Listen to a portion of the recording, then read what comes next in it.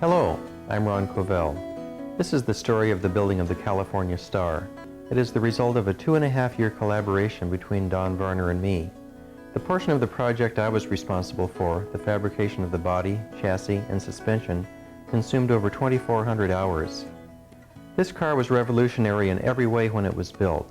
It was one of the first mid-engine street rods. It used true racing car suspension geometry, a true space frame chassis, and the styling of the hand-formed aluminum body was completely original, drawing on the track roadster tradition and showing the influence of contemporary Indianapolis racing cars. This was the fourth car Don and I collaborated on. The first was a '29 Ford Roadster pickup that Don totally restyled and updated. That was followed by a '23T track roadster, originally built by John Butera for Andy Brizio, which we completely revised.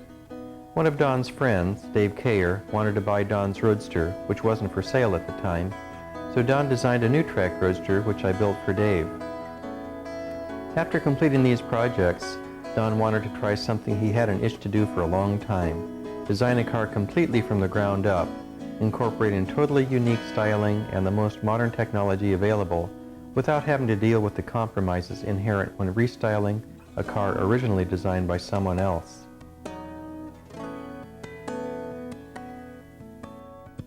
Don Varner is a professional industrial designer who has always had a strong interest in automotive design.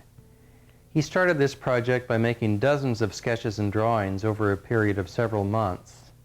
And over this time he slowly refined the design and started to zero in on what he wanted. Once the car was fairly well designed on paper, we started mocking up a full-size model to fine-tune the design. We started with the fiberglass 27T body as the base and built up the shapes using foam core board, chipboard, tape, hot glue, and any other materials necessary. It was at this point that Don decided he didn't like the way the Model T door and deck lid worked with the Targa bar, so he decided to have the body made entirely from aluminum so he could refine these areas to his liking. I think it was a good call, although it alienated a large percentage of the street rodding fraternity when the last vestiges of the old Ford styling were removed. Once the body design was totally worked out, I started making drawings of the chassis and suspension to fit inside the body structure, providing mounts and pickup points for all the mechanical components. The next step was to make a mock-up of the chassis using PVC pipe held together with hot glue. This was the first time I did a chassis mock-up in this way, and it turned out to be a fabulous method for refining a design. I made the first mock-up in about a day, and when it was completed I saw many ways to improve it, so I made a second mock-up, which you see here, that incorporated all the changes and revisions. Then it was time for the real work to begin. The chassis was made of 1¼ and 7/8" OD chromoly tubing, and I built it on a table made of reinforced particle board. I was able to do a full-size layout of the chassis directly on the particle board, indicating the positions of all the tubes, mounts, cross members, and suspension pickup points, and then fit the tubing right over the layout lines. I made mock spindles, which were held at the table at the proper angles to set kingpin inclination and camber, and the suspension arms were fabricated to fit. These are the parts which comprise the front spindles. They are all machined from steel billet and are hollowed out to keep the weight very light. In this shot, the steering arm is tacked into place on the spindle and the caliper mount is being positioned. The rack and pinion steering is out of a Porsche 911 and it was narrowed slightly to eliminate bump steer. This shows the rear upright being mocked up in the wheel.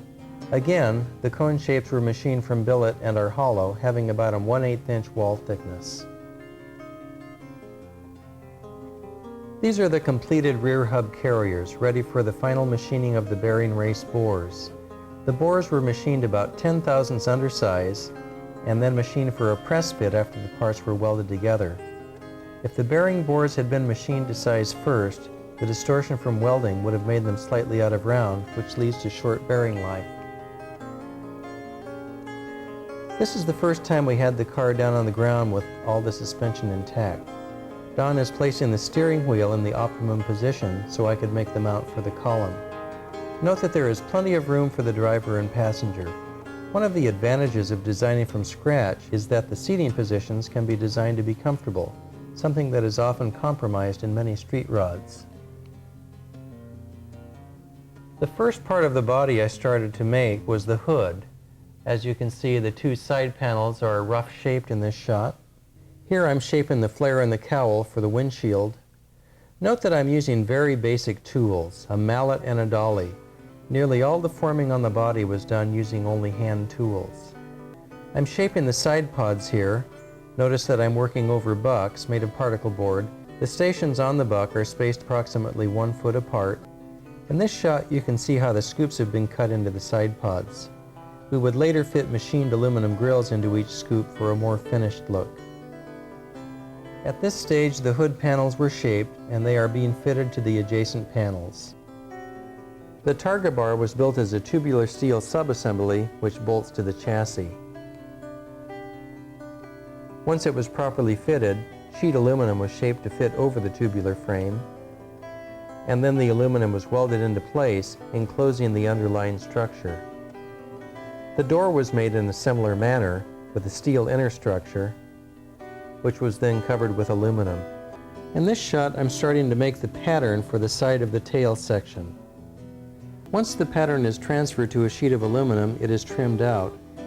Before I shape the panels by hand, I need to soften the aluminum using heat. This is called annealing. Once the aluminum is annealed, it forms easily with hand tools. When the panels are shaped, they are test fitted back on the buck. And once they fit properly, the panels are joined by welding.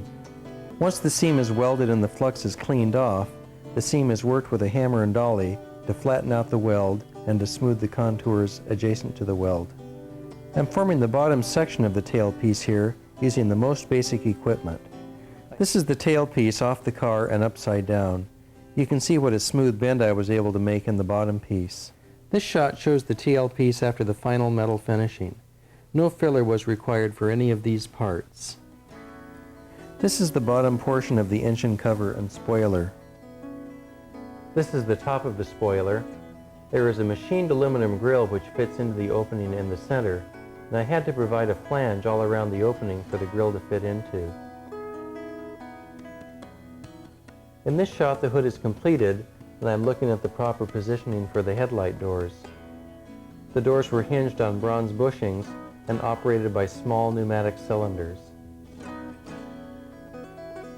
The hood originally had louvers in the center section, but Don was lukewarm about the way they looked in relation to everything else.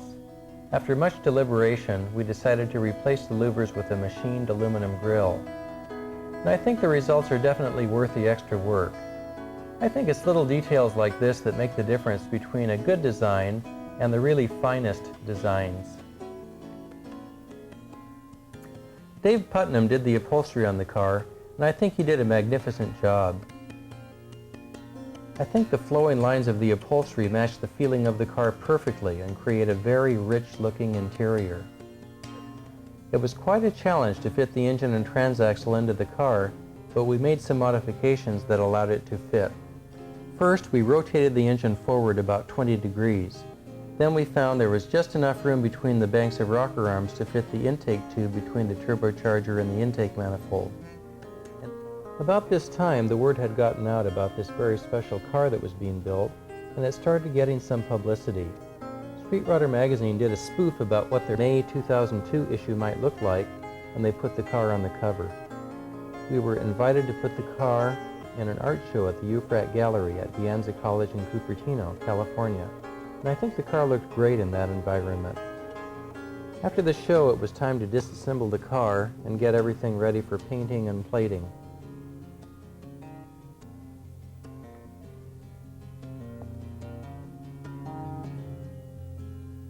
Once everything was torn down to the bare frame, it was time to take the body panels to Bob Acosta, who did the paint work on the car. The key to a good paint job is lots and lots of block sanding, and Bob spent weeks making sure everything was just right before he sprayed on the Ferrari red lacquer.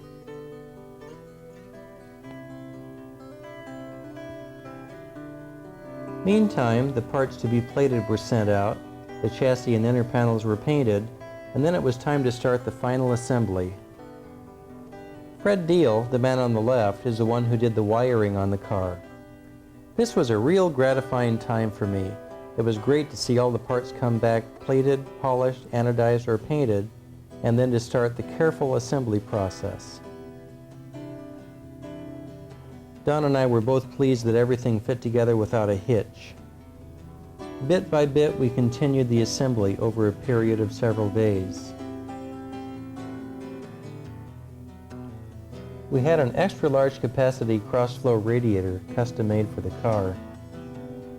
Once the chassis and mechanical components were all assembled, Don took the car to Lem Tolliver's shop for the final tuning and adjusting. It was very exciting to hear the engine run for the first time.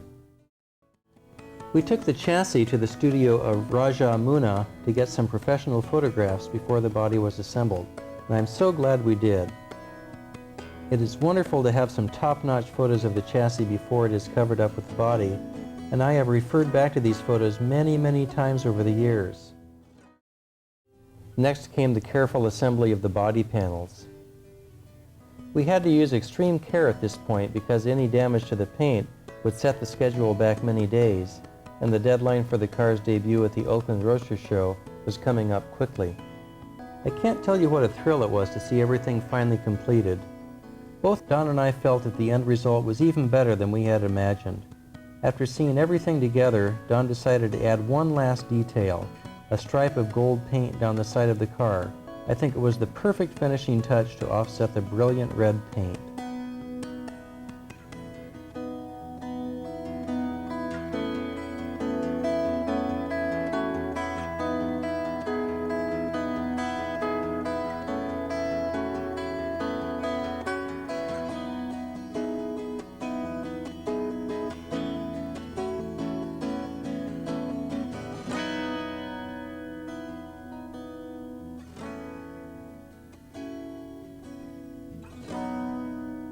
Don and I are justifiably proud of the results of our efforts, and the car went on from here to win the World's Most Beautiful Roadster Award at the Oakland Roadster Show.